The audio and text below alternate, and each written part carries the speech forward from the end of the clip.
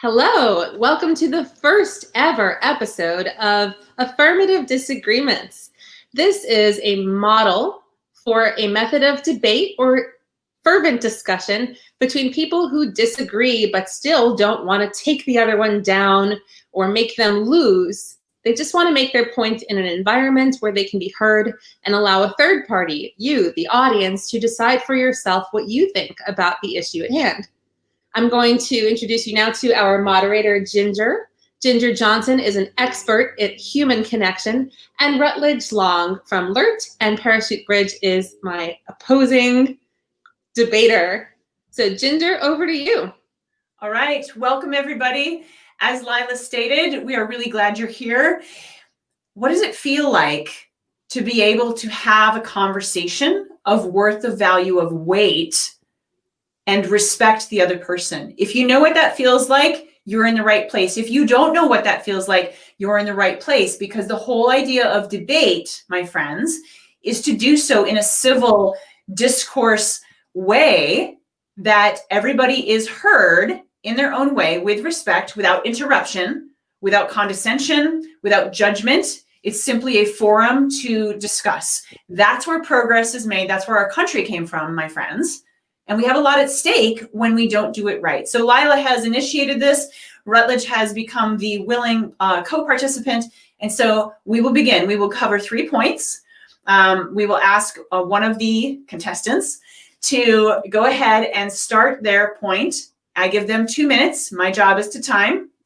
If you're watching, you're welcome to comment. You're welcome to ask questions, because at the end we do have some time that we have budgeted for your questions, for your comments. Please follow the rules of engagement. Let's all be civil. Let's all be productive and constructive and respectful. So we have 3 points we're going to cover. We'll give it to Lila first, and then Rutledge will counterpoint, and we will go back and forth and so forth. And the debate is on. All right, let's begin. Are you not entertained? The question that we have here is there value still in art created by problematic artists? As an artist myself, I have to say, yes, there is always value in the art. Once something fantastic is created, there it is. It has its own life and it has its own objective value once it has left the artist and exists now in the world. Are you not entertained is a quote from Gladiator, a movie that I like that has a guy in it that I don't really like, Russell Crowe.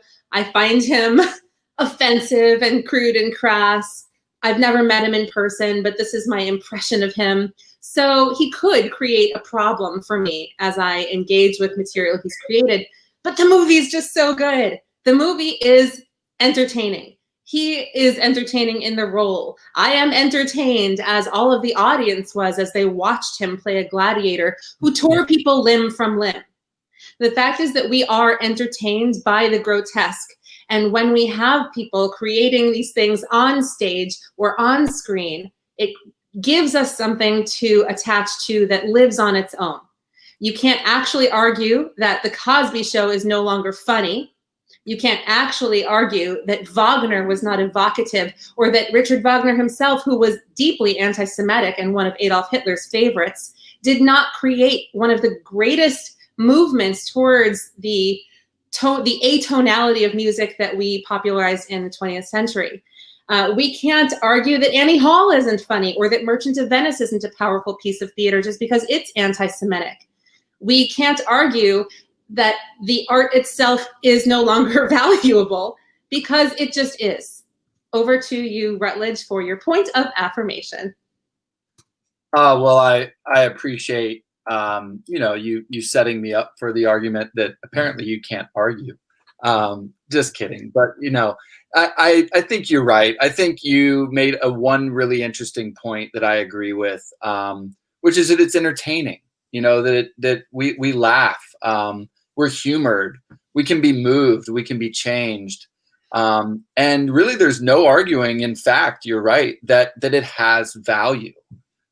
Michael Jackson's records have a price that people pay for them. All sorts of artists have produced art that has a price tag that people will pay for it, even though those artists may have been sexual abusers or rapists or murderers, or done really incredibly morally reprehensible things. So in fact, the side of the argument that ostensibly I'm here to represent, which is that art has no value, I would like to, make a slight shift in that. I would say that art, art from rapists, for example, has value, but that the value is issued by a bank of moral corruption.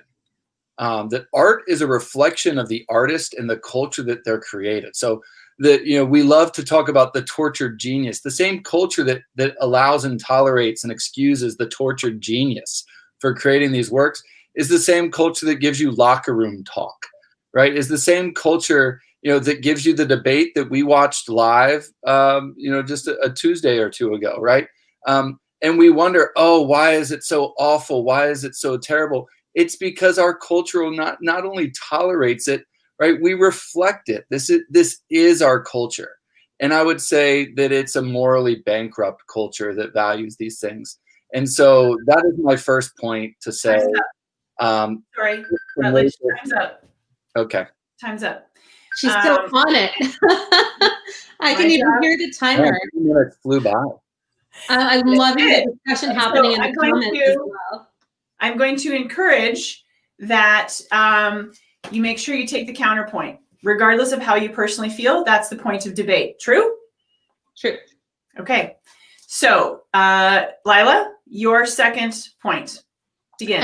I will say that in the spirit of having this kind of conversation, allowing for flexibility of position is cool with me. So as we both grow and as we both flex, that we can rephrase and restate our opinions. Sounds great.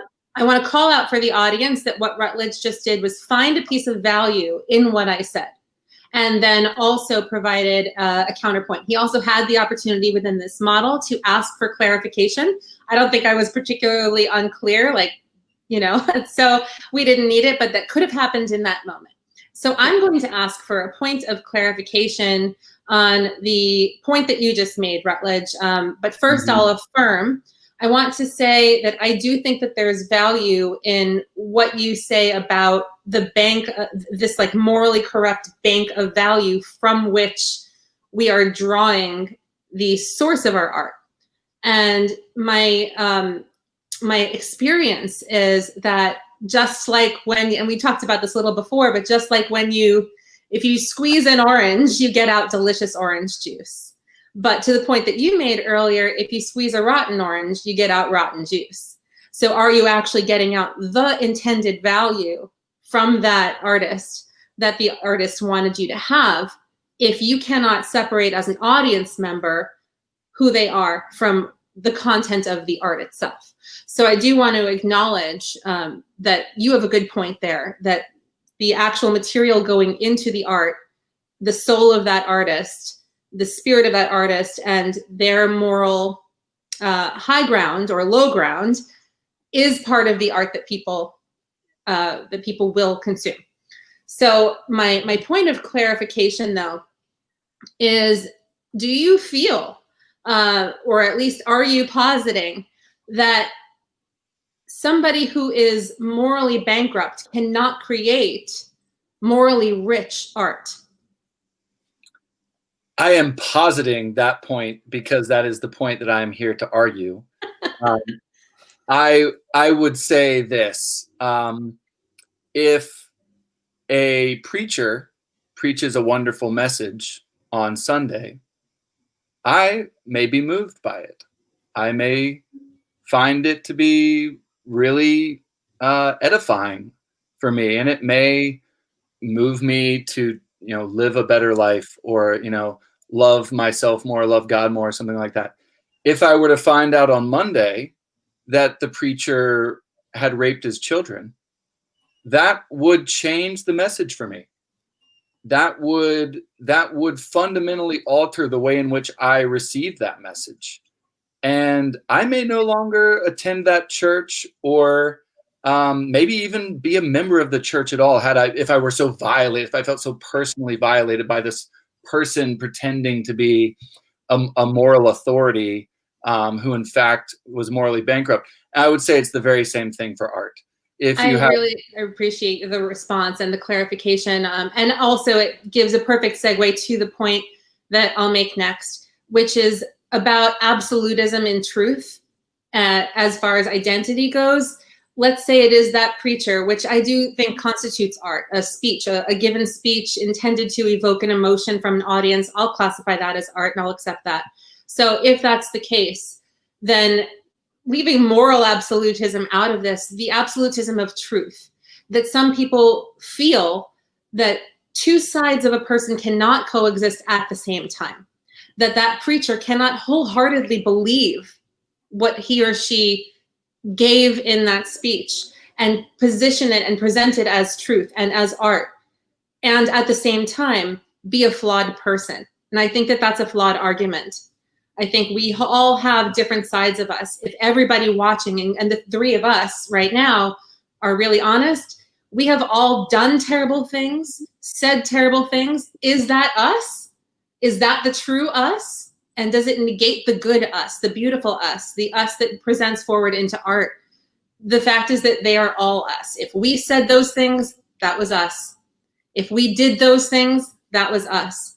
But so is the art that we create on purpose with intention to impact an audience, whether that's a visual audience or a theatrical audience or an audience in a synagogue or church or other house of worship, or just the people at our kitchen table.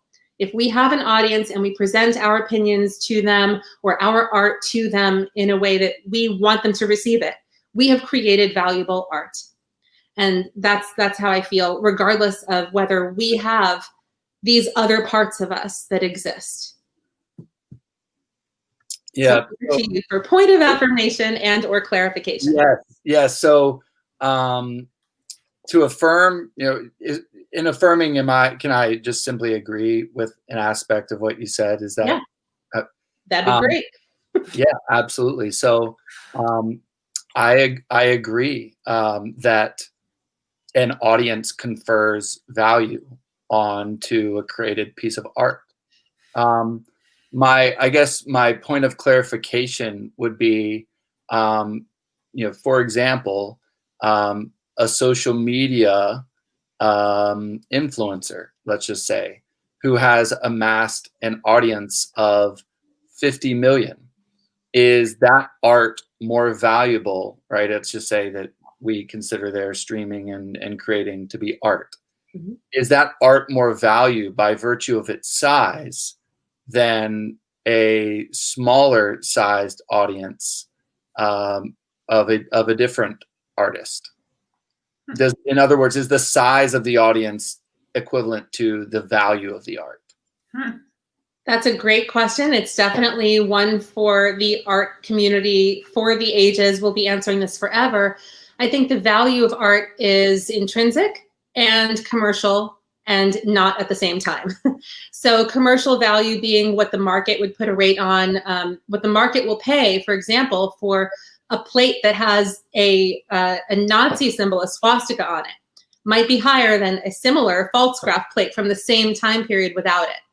That the image of hate, that symbolic image, creates this or elicits this reaction from the art that was created, and in its rarity has a higher market value than a comparable piece of art, which the plate still might be, because it was created by hand and using materials and creating something that wasn't there before from a person to another person.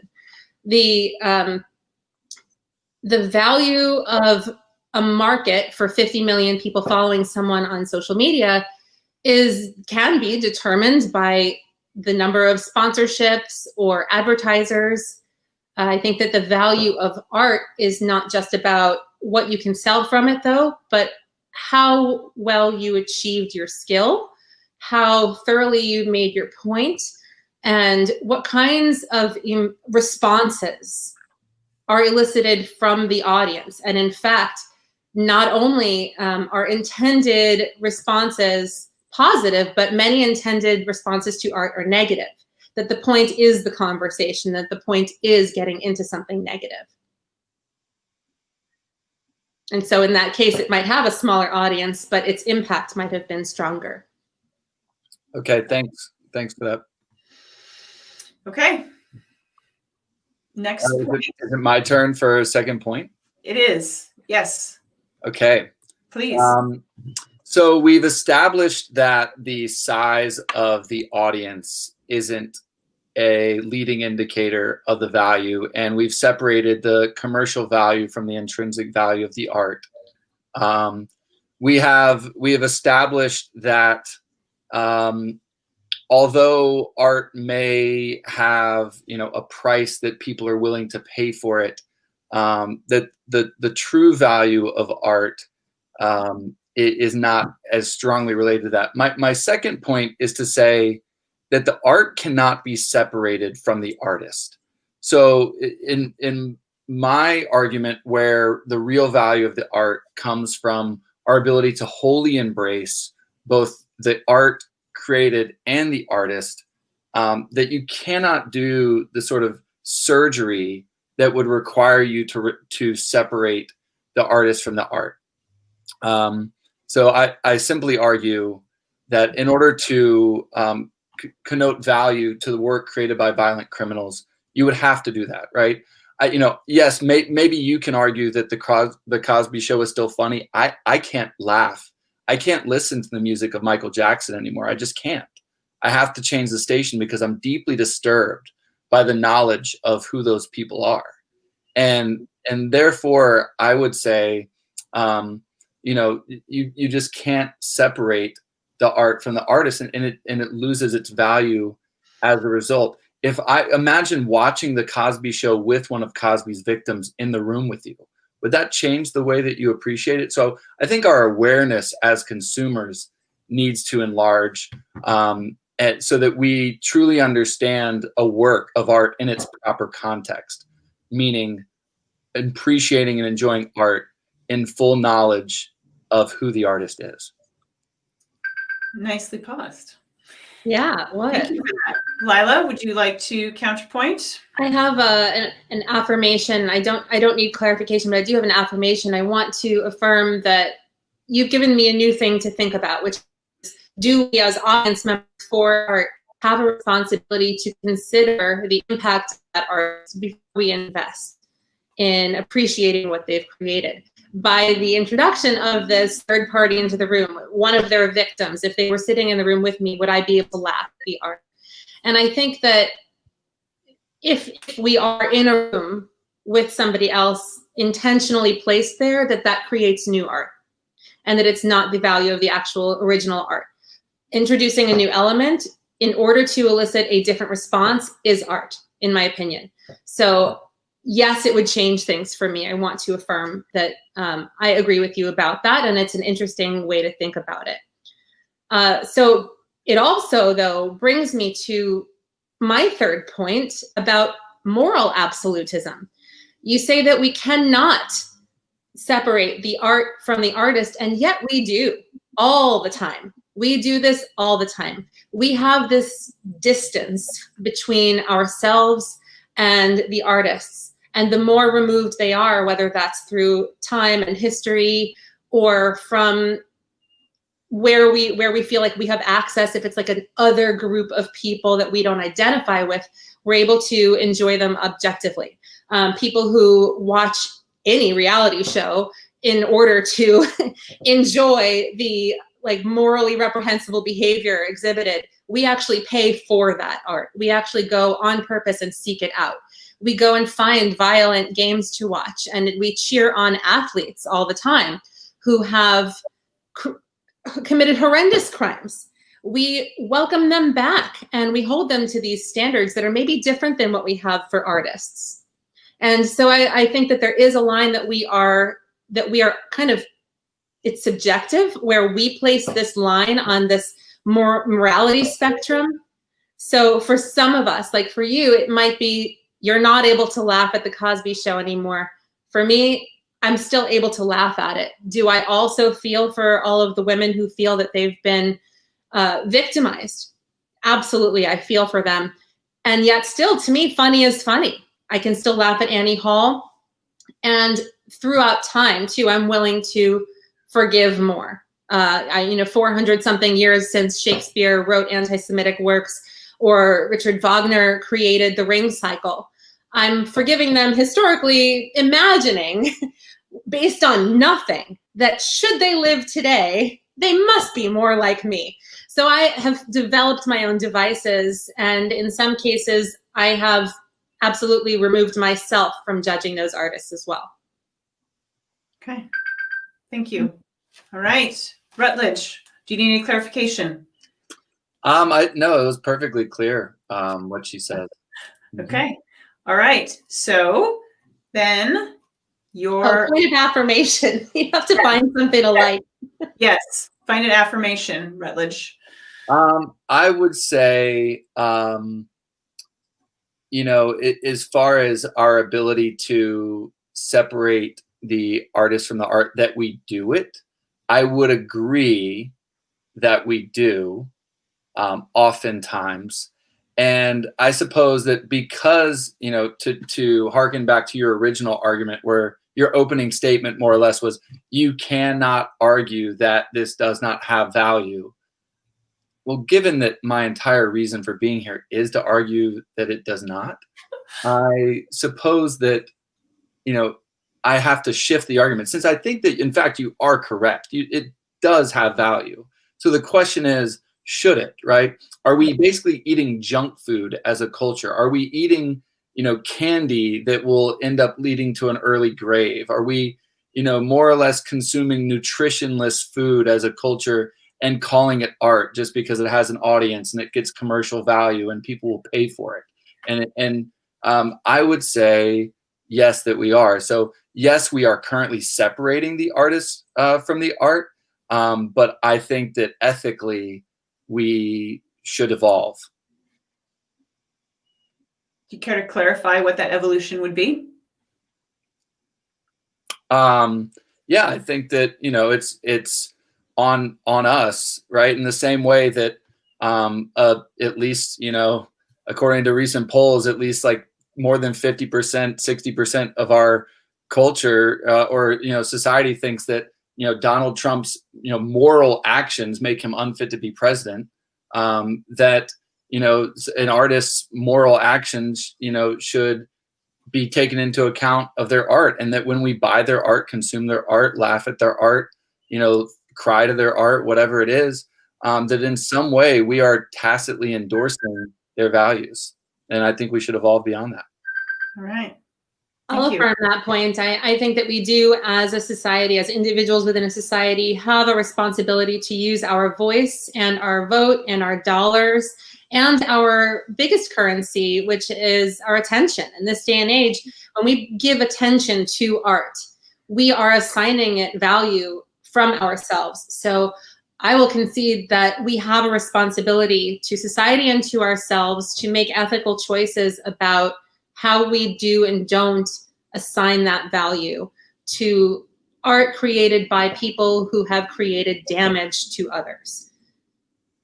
My concern is that the line may be ever shifting, and that we disagree about where that line is. So I'm concerned about, within cancel culture, not giving people room to grow or change, not allowing forgiveness or evolution, and not allowing ourselves and any of the other actors in the Cosby show who, didn't slip roofies into anybody's drinks or whatever, like not allowing their art a chance to be well received. So I, as an artist, I'm sad about that. I'm sad about the idea of what we would lose if we just take that argument on its own merits without, as an absolute, to say we should be choosing morally supportive art to support ourselves.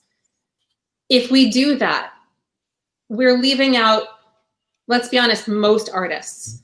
Most creative people are flawed in some way. So I think there's danger in assigning a point on the spectrum as a society to say, if you are outside of this range, what you have to say is no longer valuable.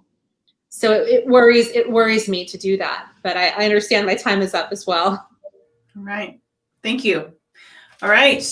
So point 3, Rutledge. Was that your third? Oh, is it my turn? I think it's your third, Rutledge. Okay. So Great. Well, my third point is something I've kind of already harped on a little bit. That to me, value.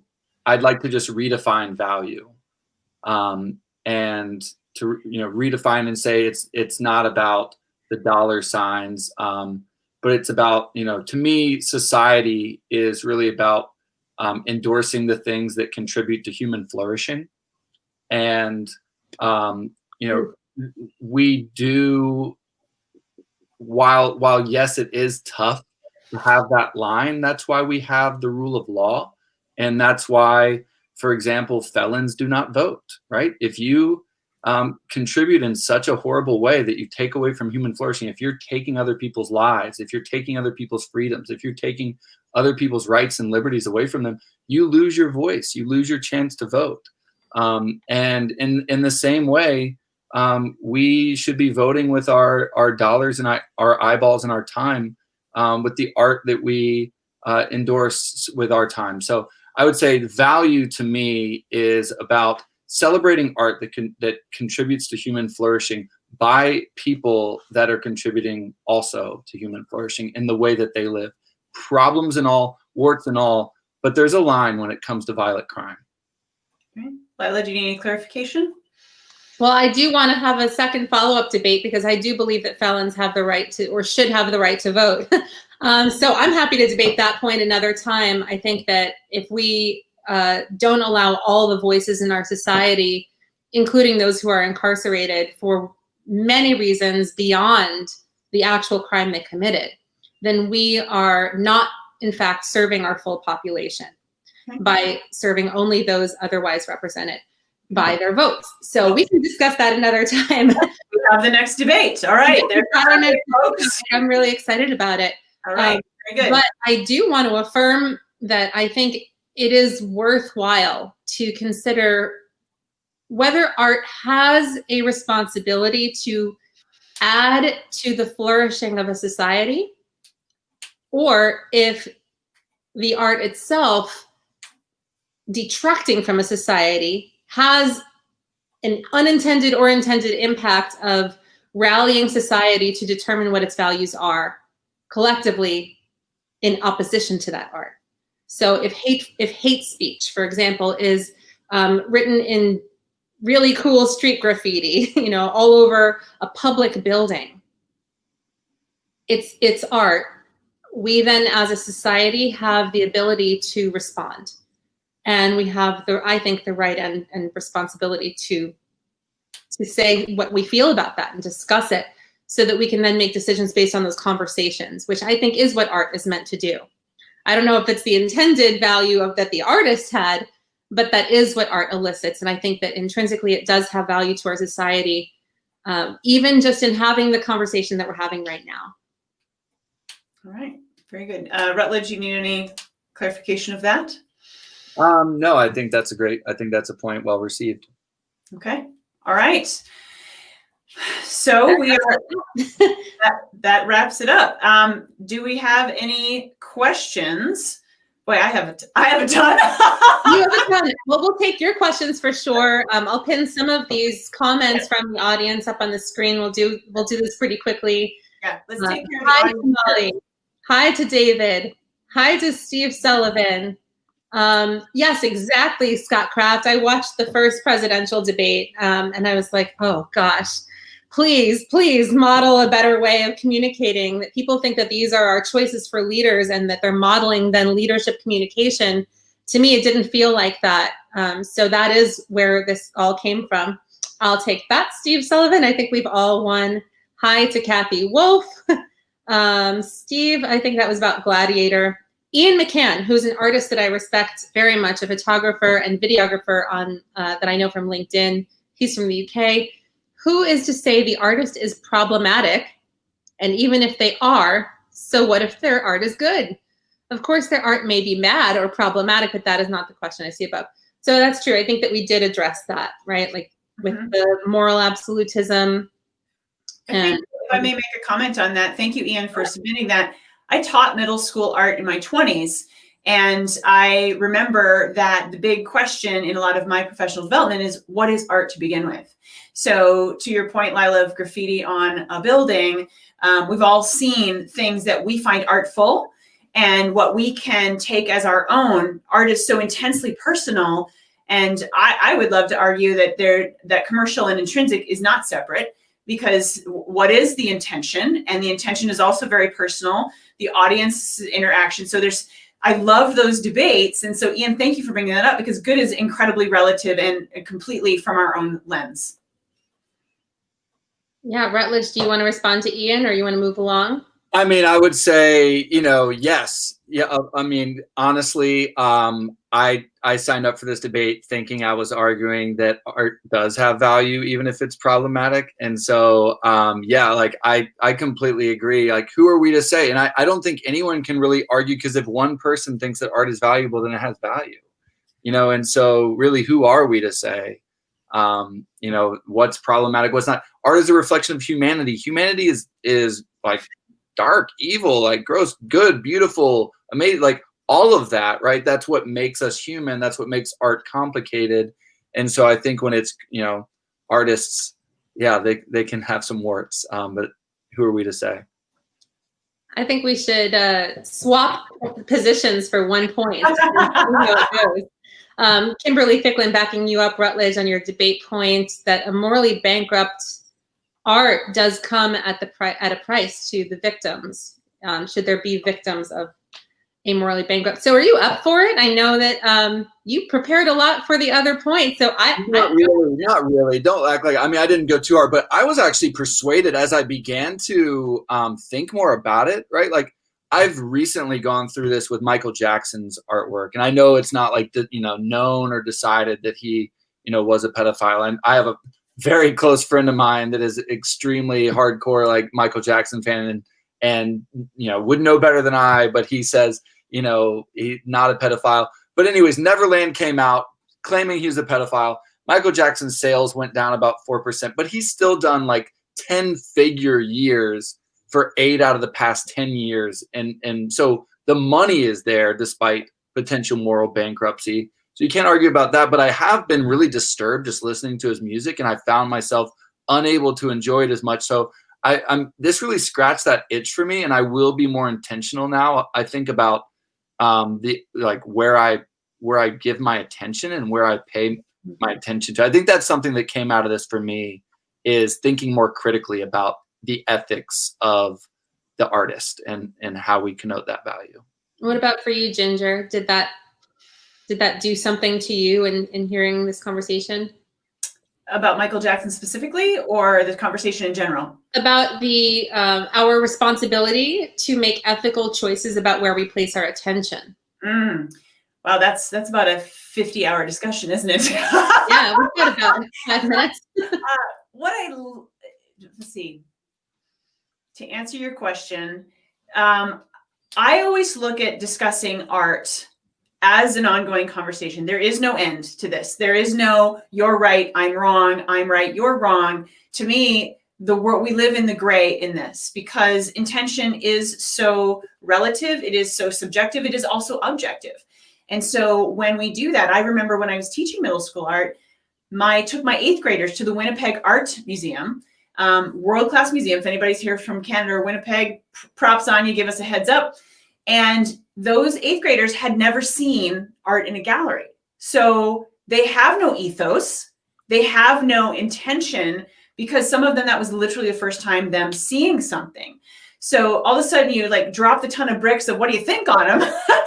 and that's true with any of us. So, okay, Bansky, you take Artemisia Gentileschi, it doesn't matter who the artist is. I think the intention is really an interesting point to bring us together, because we can all agree that we have an intention. The artist had an intention.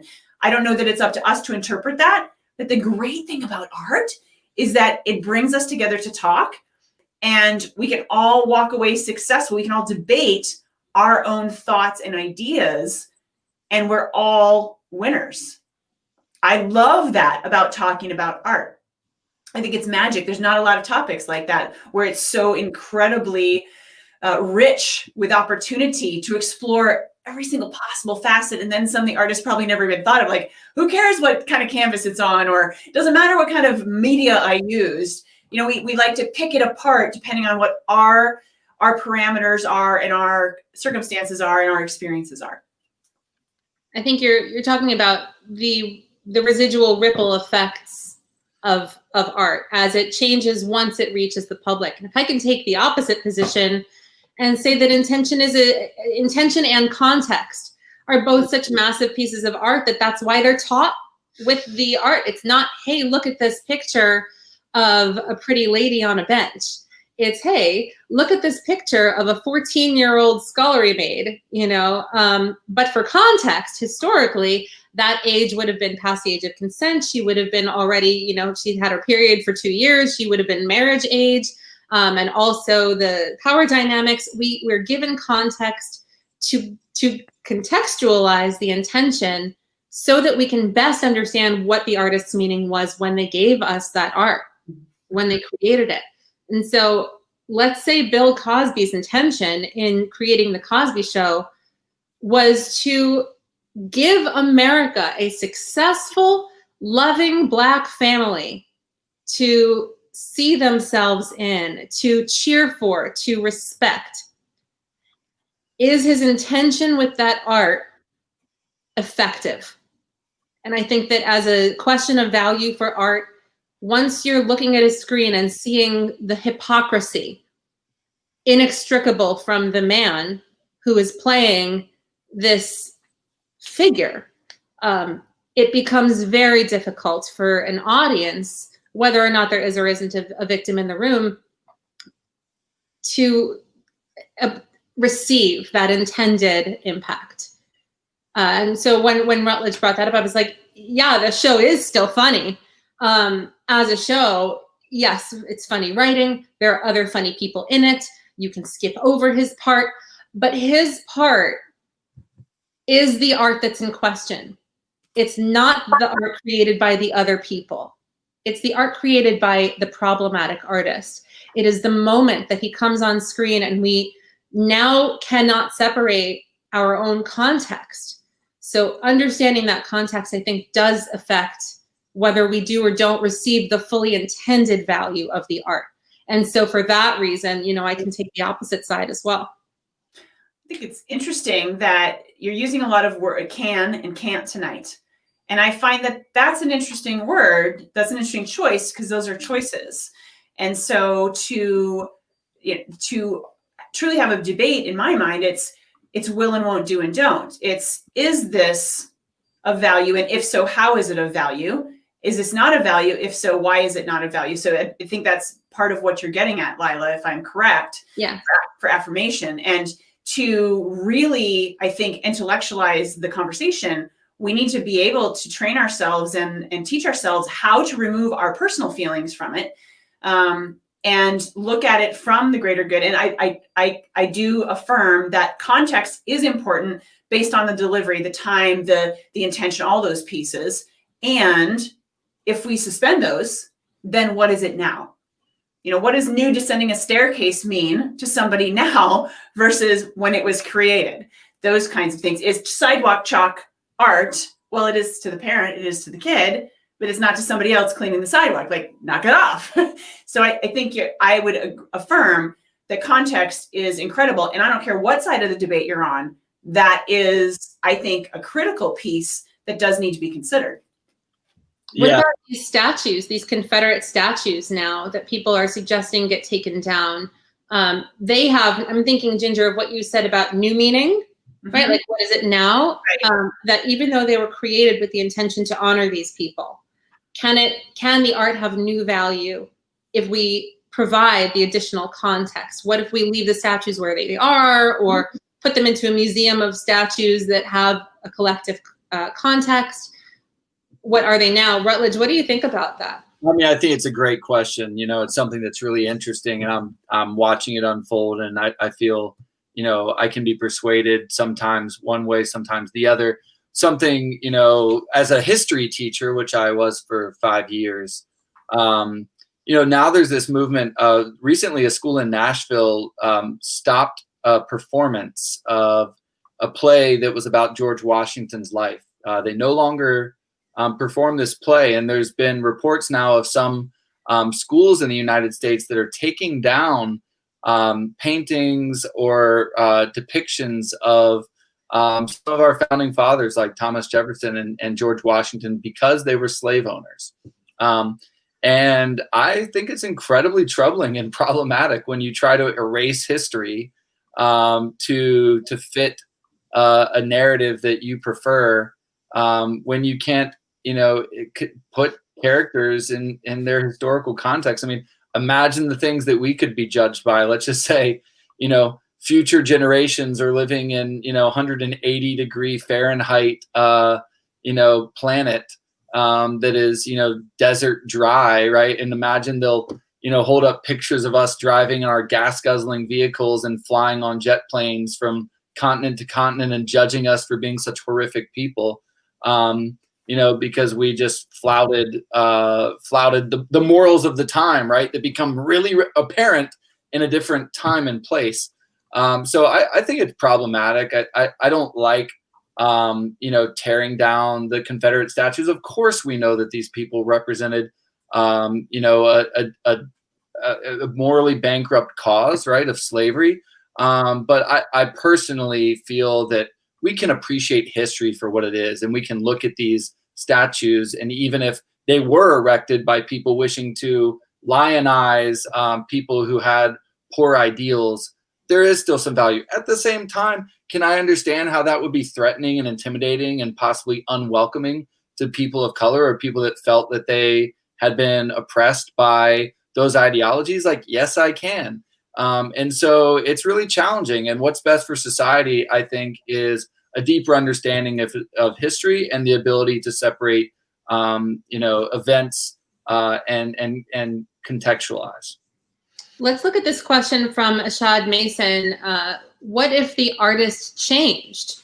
Or if there's more to the story that we cannot see? Empathy, forgiveness, compassion. Isn't there always more to the story that we cannot see? Like 100% of the time, right? Absolutely. Absolutely. Ginger, it's also what we choose to see, right? So just like when we look at, say, Helen Frankenthaler's work or Mark Rothko in two contemporaries, some people would say, like, I could do that, and that just looks like a big sheet of color to me. All right, so what is your interpretation? Great question, Ashad. Thank you for contributing that. Yeah, that's a great question. I also would say, like, first of all, I want to affirm that, yes, people can change, of course. I think forgiveness and compassion, I mean, those are values that I align, myself with for sure. I also think that America, we're super quick to want to forgive, even where maybe it's not merited, which I think can lead to some real problems, right? Like, maybe an O.J. Simpson, for example, like we so want to forgive him and separate, what possibly happened from, what really happened, that we can even get a conviction of not guilty, a judgment of not guilty. And even if he did do it, it's like, well, I want to forgive him. And so I think that the American public is really quick to forgive, which actually can create rape culture. Like when it's like, oh, it's just locker room talk, or like, oh, it's just like, boys being boys, or oh, he's such a troubled genius. I think those things are really dangerous, slippery slope. And I agree the line is difficult, but I think searching for that line is important. Mm-hmm. Yeah, I agree. I do think that, and I think that your point is very well taken here, that the culture that's created from the art that we endorse, we kind of get what we deserve in a way. And I'm not saying that we deserve for anybody to be raped, but we as a society deserve the standards that we set for it to be enforced. So in that, I get it. I get that if we have a show where we objectify women, let's say, or we put down men who are effeminate, that we do end up with a society who has normalized and internalized this standard. If it's on TV, it must be so, say most Americans, unfortunately. And so we end up where we are, right? This is the society that we have. Art is a reflection of who we are, but it also can move and change and shift societies. Does it have a responsibility to? Ginger, I'd love to hear, as an art professor, your opinions about this. Does art have a responsibility to reflect what there is in order to change it, or can it merely be a reflection or even an encouragement of what's currently going on? That's a fantastic question. I will circle back to the Confederate statues, because that's in my mind and that's related to what you're asking right now. What is the intention? I believe that we all practice art in some way, shape, or form. All of us have artistic abilities. And so I don't think it's a line. I think it's a zone. And I think that there's a scale, and all these things need to factor in. It's a constellation, and there's one star we start with, and then we need to look at what else is in the constellation. What are the other considerations? We still have our opinions, but that's different than considerations to me, because I recall those conversations of, well, what is art if it is graffiti art? Like, I remember when that conversation was new, and there was an immediate polarization. And so, Rutledge, I'd love that you brought some of that in, because polarization is what gets us talking. Does that mean that it's always good? No, we're not debating good. Good is relative. Good is not what we're talking about. What we're talking about, or what I believe we need to be talking about, is what is relevant to the intention of the artist, to the intelligence of the piece of art. Like, that's where I don't think that intrinsic and commercial can separate, because we can all look at a commissioned piece of art and think, well, did the artist really want to do that, or are they simply making their living? I don't think those two should be separate. There's a whole other debate of what should we be paying for art. I would love to have that debate, because that is so incredibly relative. It's the same with, like, do I buy a Yugo or do I buy a Tesla? Like, you can put that sauce on anything you want to talk about. So there's no one answer. There's no one thought, because all of us right now, everybody who's here, thank you for joining us. And even the three of us, I can see all of our wheels are smoking. I know, I'm still stewing in the orange juice. Right. So I'll wrap my point up with the Confederate statues. I have a visceral reaction to celebrating or to canonizing something that stands for something. However, did the artist intend that when they made it? Let's look at the comment from Kristen Sherry in the audience about that exact thing in a different context. She writes, the danger of going back in time and judging people is you lack the context. Right. Many people accuse Dr. Seuss of racism, yet his comics were satire to speak out against racism, and the context is lost over time. Satire being an interesting point. I've seen satirical posts on social media. If the audience does not get it, is it still satire? Right. I say yes, because it was intended as such. And if some people get it, that means it was effective. But satire is not gotten by all. So is there a responsibility to create art that is universally accepted? No. No. I think we are. No. Absolutely not. Because and two, maybe this will hearken on points that both of you guys have made, and thank you for continuing to advance this discussion. It's really been enlightening for me, even as it unfolds. But I was thinking earlier, and sorry, I just lost my point. But I think it was no, I just lost it. So sorry about that. That's okay. We should go to sleep. Let us circle around. I wanted to highlight and affirm one thing you said, Rutledge, earlier about we don't want to erase. So the thing that makes me nervous about taking the statues down and then just destroying them is the culture of erasure, the cancel culture. All of a sudden it's gone, and so we don't think about it anymore, and we don't talk about it anymore. I think that that's really a dangerous place, because we need to have the reminder in some way of that was us, that still is us. That's why history, quote, repeats itself, because we like you said, Rutledge, we want to get past it. We want to forgive. We don't want to dwell on it. We don't want to do the hard work of what that means and what that can ripple out to impact. Exactly. Yeah, that was going to be my point, is like, you know, a lot of schools will no longer allow, you know, Huckleberry Finn to be taught in the school, you know, because it uses the N-word in the context of the novel, for example. And I just think, you know, when it comes to us trying to interpret that value, we have to do a better job of educating ourselves as individuals and as a society. And if we continue to allow the lowest common denominator to be the accepted norm, and because a certain extremely motivated and you know, personally violent group of people think that something is morally reprehensible, that they can alter the rest of society and make everyone else, you know, submit to their values, I think that's really dangerous, especially when it's not logical or reasonable. When we allow emotions and feelings to become truth, I think that's extremely dangerous. And it's something that I'm seeing happening more and more in our society. And there are people, you know, like, I think the Confederate statues are a really great example, because it's such a muddy topic. You know, I grew up in Charleston. They just took down the statue of John C. Calhoun, which stood in the city center, right? It's this giant, extremely intimidating statue that was actually originally intended, erected to be that, right? To more or less signify the white part of town from the black part of town. And I grew up in Charleston at a time when it was truly still segregated, when there was literally a street beyond which there really weren't white folks, and there was a street beyond which there really weren't black folks other than those that were working.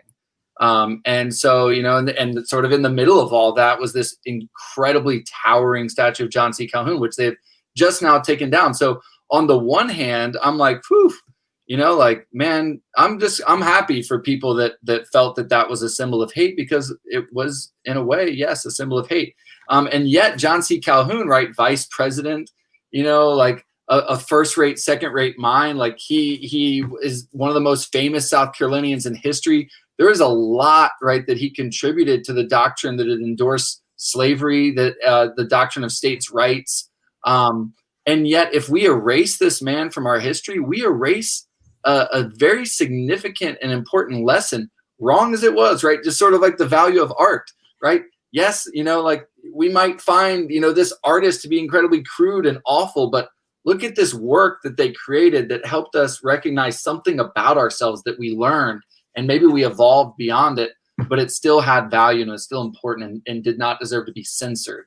Right. Censorship is really, really dangerous. Right. So we have, there are like little points, push pins that you can put in a map when you visit a place, or people like have apps for that now, right? I feel that art, our history needs push pins so that we can track where we were as a society, and that art really does that for us. So let's say there is a big old statue that at one point in history, a group of people decided to venerate and erect. There's a lesson to be learned from that.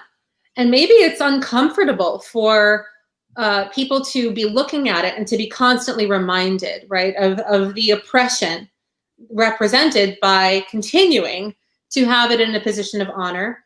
And for other people, it'll be uncomfortable because they're confronted by the history of this country. Mm-hmm. Yes, we've got 1 minute left. I think that's a great place to wrap it up. Okay. Rutledge, thank you. Lila, thank you. Everybody who's contributing, thank you so much. This may be something that we need to continue, because life isn't meant to be comfortable. It's meant to be challenging and growth oriented. There is no such thing as a comfort zone, my friends. So get out of yours, have thoughtful civil debates, encourage, listen, up your skills. Please reach out to Lila, reach out to Rutledge, reach out to myself. Let us know what you might like to see debated. We'd love your ideas as well. Lila, any parting shots? Just want to thank you so much, Rutledge, for being game and for bringing so much up that I hadn't even considered, which is exactly the point of having these conversations with other smart people. And Ginger, thank you for keeping us on time and keeping us focused, and for encouraging and stimulating the following discussion. I think you added so much to it just from being here. And thanks so much to you at home and wherever you are for chiming in with hundreds of comments here. I mean, really fabulous. Vanessa Druscat will be on a future show of mine sponsored by ERS. Really looking forward to exploring team emotional intelligence with her. And so with that, keep in touch and find the next shows on my LinkedIn profile, message us, and have respectful discourse wherever you are. Thank you, everybody. Good night. Yes, good night.